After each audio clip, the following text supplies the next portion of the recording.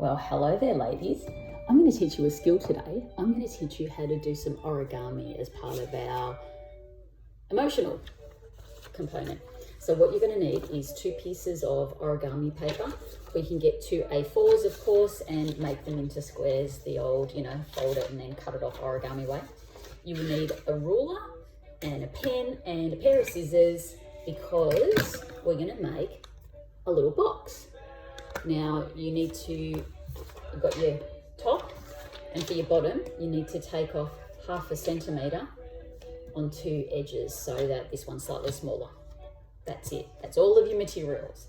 Now, we've got our piece of origami. So as with just about origami paper, as with just about every type of origami, the first thing we're going to do, or every one that I've done, which is about 3, I've made a rose and I've made a Pikachu. You do the thing where you make the 4 folds. Okay, so you've got some squares. Then the next thing you do is you fold into the center. You can see how I've got you. I'm stacked up on some wellbeing magazines, so you could see I've got a very professional setup here today. So this reminds me of when we were kids and we used to make those chatter boxes. You had to move it into the mix, fold it into the center. Now I'm a little bit careless sometimes when I'm making my folds. Now they're all nice and hard, but they've got to be sharp folds. But I've done the dodgy thing. See how I haven't done it properly?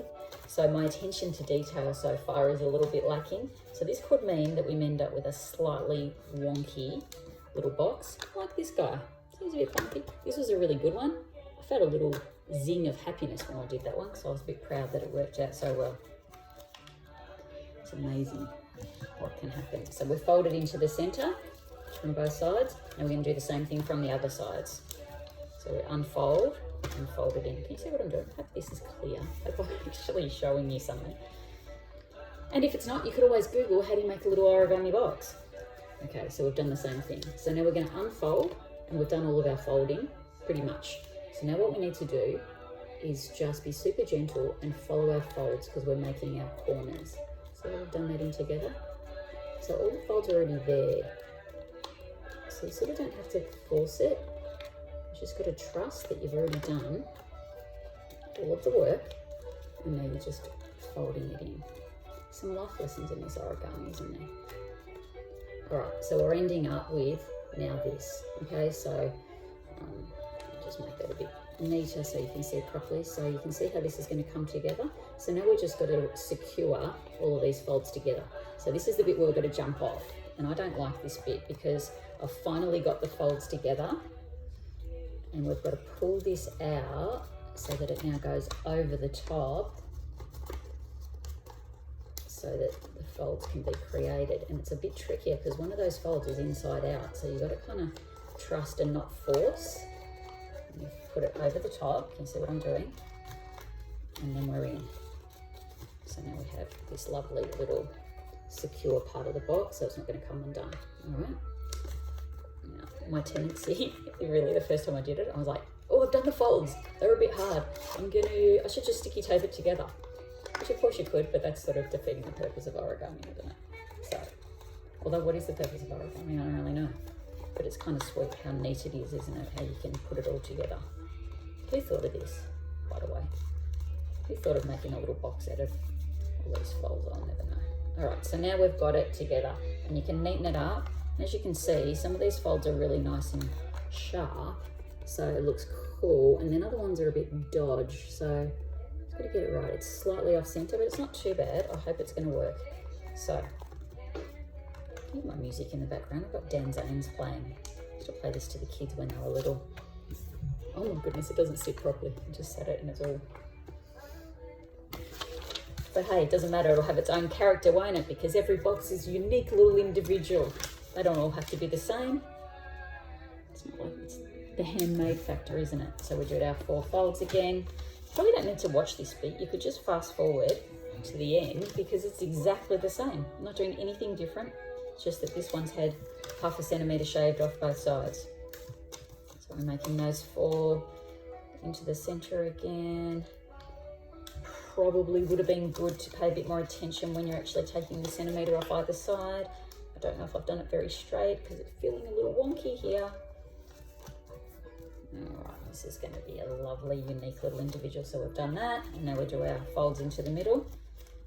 We said 10 folds, one there, one there. So we get that, and we unfold.